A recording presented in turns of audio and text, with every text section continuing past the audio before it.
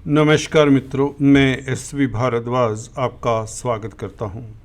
मकर राशि तथा मकर लगन के लिए चर्चा करेंगे दोस्तों। स्पेशल वीडियो है।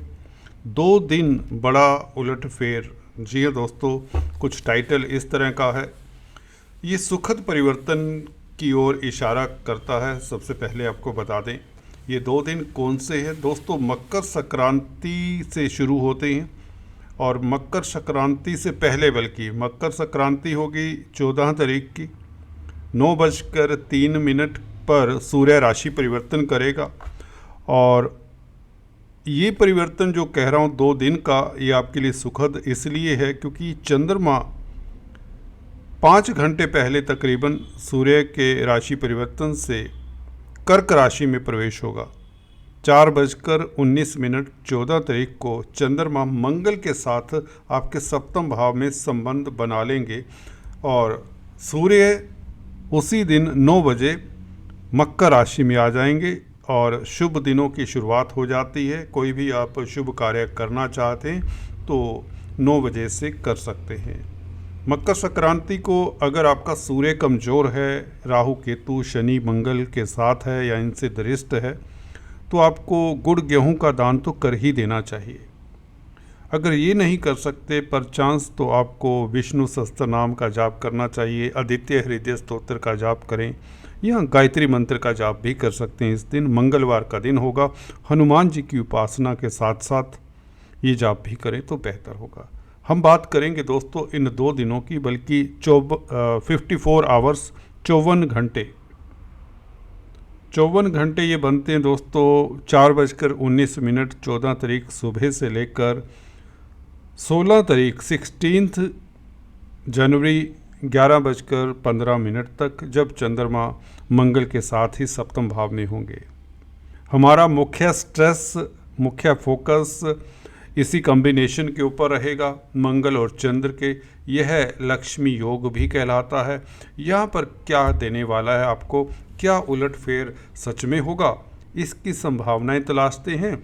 दूसरे ग्रहों की भी बात करेंगे, जैसे कि सूर्य का भी आगमन हो जाएगा आपके लगन में, पहले भाव में। ये अति उत्तम रहेगा क्योंकि सूर्य तो आत्मा के कारक हैं। लगन में बैठे तो आत्मिक बल तो देंगे, हालांकि शनि की राशि में है।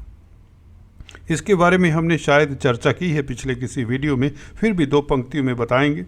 सूर्य के परिवर्तन की भी बात हो जाएगी। बुध अभी आपके लिए विपरीत राजयोग की स्थितियां बना रहे हैं। आप शत्रुहंता तो रहेंगे। अपने आप को नेगेटिव फेस में मत ले जाएं इस अवधि में। Do not think too much negative. कई बार होता है कि हम बुध, देखिए ऐसा ग्रह है, छोटा सा ग्रह है, परंतु बुद्धि को कंट्रोल करता है 12वें भाव में बैठकर। इसको ये रहता है कि वो बातें कुरेदता है व्यक्ति, ऐसी ऐसी बातें दिमाग में आती हैं जिसे फिर हम दौड़ते हैं, गहराई में चले जाते हैं, वैराग्य की तरफ दौड़ते हैं। किसी ने कुछ कह दिया तो हम बड़ा डिसीजन लेने पे उतारू हो जाते हैं। ये बुध है 12वें भाव में, सबकॉन्शियस माइंड को प्रभावित कर देता है। जो सोई सी बातें हैं ना, वह जागती हैं, जो कई बार दिक्कत भी देती हैं। हालांकि बुध विपरीत राजयोग के कारण आपको कॉम्पिटिटिव एज तो देता है बुध अपने प्रतिद्वंदियों के ऊपर। आप हारने वाले नहीं हैं, विपरीत राजयोग है इसे कहते हैं। ये एक ऐसी स्थिति है जो आपका बौद्धिक बल बहुत ही ज़्यादा वर्क करेगा, परंतु मैं तो ये कहूँगा कि बहुत ज़्यादा वर्क नहीं करना चाहिए, बिकॉज उससे एंग्जाइटी बढ़ती है। योगा मेडिटेशन भी करें। अगर आपका काम ही बौद्धिक कार्य है तो do it, but go slowly. Anyways, मैं किसी और डायरेक्शन में चला जाता हूँ, आपको पता ही है मेरा स्वभाव।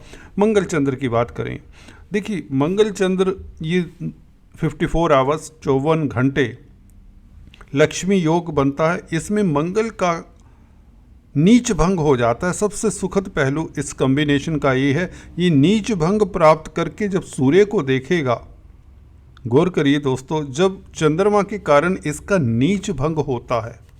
दोस्तों नीच भंग राजयोग कहीं तो कोई डाउट नहीं होना चाहिए। ये क्या राजयोग देगा? 11वें भाव का मालिक चंद्रमा नीच भंग कर रहे हैं अपने मित्र का। ओके, तो इस स्थिति में मित्रों का साथ आप ले सकते हैं। कोई कार्य आपका अधूरा है ना, ये 2 दिनों में क्या कर लेगा इंसान?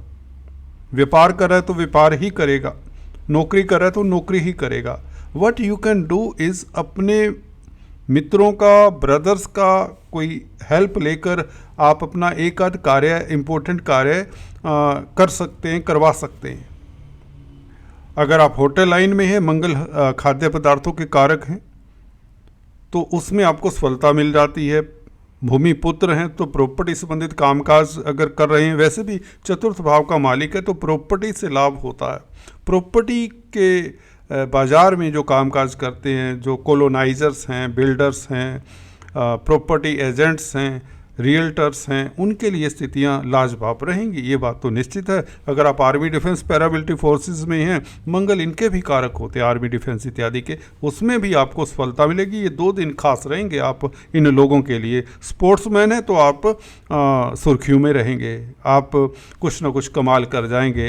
अगर आप किसी तरह का भी, चलिए कोई खेल खिलाड़ी हैं आप, एनीवेज, तो चंद्रमा भी अपनी राशि में होंगे। ये भी 2 दिन चलिए, हालांकि साप्ताहिक राशिफल का ये टॉपिक हो जाता है। तो यहाँ पर चंद्रमा 2 सवा 2 दिन में क्या करेगा? पंचम भाव का मालिक अपनी राशि में सप्तम भाव में हो तो लव रिलेशंस आपके बेहतर होंगे।